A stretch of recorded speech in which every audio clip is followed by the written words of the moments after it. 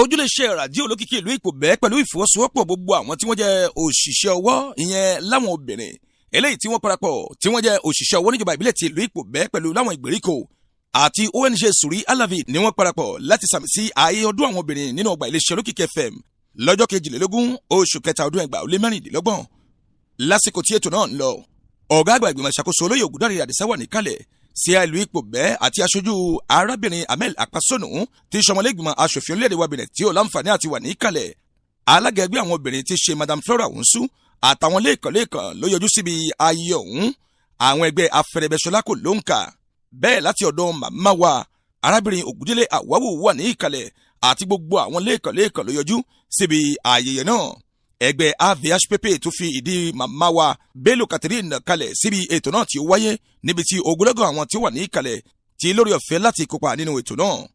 onírúurú àwọn ènìyàn ló gba àmì ẹ̀yẹ ìwúrí àti mímọ rírì obìnrin láwùjọ eléyìí tí wọ́n gbé fún wọn láti ṣe àtìlẹ́yìn tí ó pọ̀ lásìkò tí ètò náà tí ó ń lọ aláǹfààní àti súnmọ́ àwọn tí wọ́n jẹ́ lẹ́ẹ̀kan nínú ètò náà bẹ̀rẹ̀ látòrí ọ̀gá àgbà iléeṣẹ́ olókìkí FM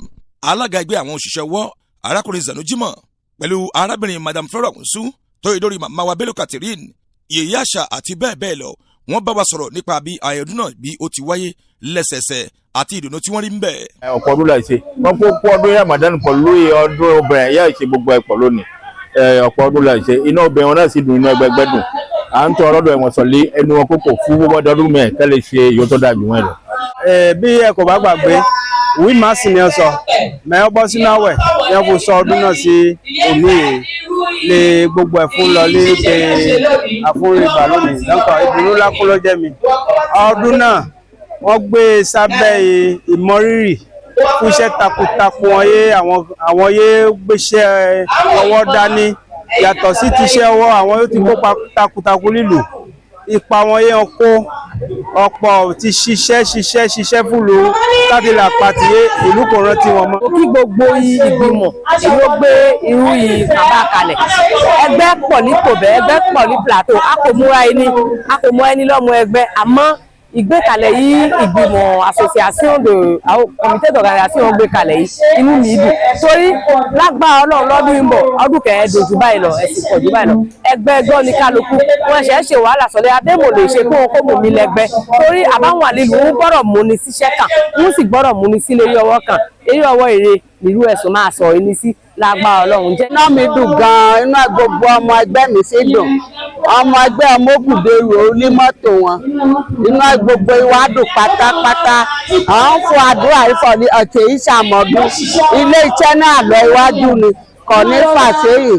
díẹ̀dẹ́ ilé iṣẹ́ náà fún sọ́ńdà gbogbo yín pátá àtọ́kọ̀ tó bẹ́ẹ̀ ń ṣiṣẹ́ ilé iṣẹ́ náà a máa lọ iwájú ni. àbí wọ́n dé àsìkò gbé ẹgbẹ́ náà kalẹ̀ mo ń pe ọ̀sán mi ẹ̀ lónìí àkọ́kọ́ ìwúṣe a kò lè ṣe é fún ọmọ síbí kan nígbà Ọlọ́run bá lọ dúró bọ̀ a kò da àjùwọ̀n ẹ̀ lọ àfẹ́gùn ọ̀fọ̀lẹ́ ọlọ́gbọ̀n púpọ̀ kan ní agbẹ́dọ̀ so pọ̀ ni ó ní kẹ̀sí wọn fẹ́ ṣe òun àbá ń sáré ìta ikú àwọn méjì àbá pọ̀ àbá ń sáré máa ń pẹ́ ìgbà ihun náà lè pẹ̀ ní ihun náà lè gùn àtàyẹ̀ ní ọkùnrin níbí lónìí. ọdún yẹn dùn lónìí o ọdún yẹn kò sí kékeré ọdún yẹn dùn gbogbo náà bá débi lónìí ọwọ́ sọ̀rọ̀ obìnrin ọ̀yẹ̀lé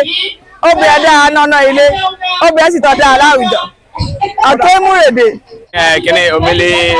president aránṣẹ́ ọlọ́kùnrin àti lóbìnrin láàrín fún ìtọ́wé ọdún yóò wáyé lónìí kò ní iná ń dùn pé ọdún yìí kódà wọ́n tọ́ta ọmọ ẹgbẹ́ mi àjí kódà obìnrin wo iná wọn dùn nípa ọdún yìí obìnrin yìí àwọn ọkùnrin ṣàtìlẹ́yìn fún ọ lónìí ó fún wọn pé ó ń sọ fún wọn pé ọkọ máa ṣọ̀lẹ ọkọ tó ta mọ́ iṣẹ́ yìí à ń ṣe fún ìjọba kó lè mọ̀ wọ́n ìlú kó lè mọ̀ wọ́n gbogbo ẹgbẹ́ kó lè mọ̀ wọ́n. nípa bí ó wáyé lénìí mo kí gbogbo ìgbìmọ̀ wọn yóò gbé ẹgbẹ́ náà kalẹ̀ wọ́n gbé kalẹ̀ ní ìdésọ̀kan ọ̀kan ní ẹnu gbogbo obìnrin kókò